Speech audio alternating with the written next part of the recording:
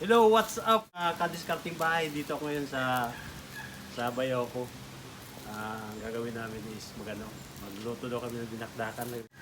Kaya sa ngayon sana magustuhan mo itong vlog ko. Ay upload namin kung paano magawa ng dinakdakang Bisaya. Ito ang namin ingredients, baboy na inihaw. Ito ano daw ito yung kaya nga daw maskara. Tapos binili na ito ng bayaw ko. Bali niluto, na lang, ihawin tapos umaya gagayatin. Guys.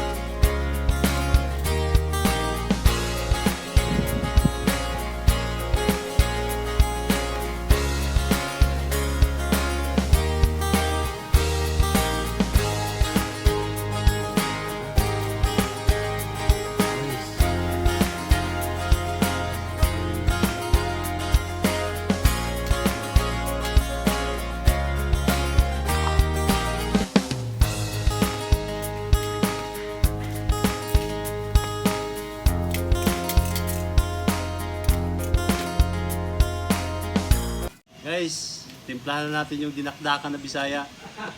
Yung ingredients natin, ceiling green, luya, sibuyas na maliliit, pamintang durog, suka. Yan, tsaka itong inihaw natin na tinga na mababoy, tsaka laman, tsaka taba. Meron pa pala yung mayonnaise. Yan. Yan yung mga ingredients natin, guys. Okay.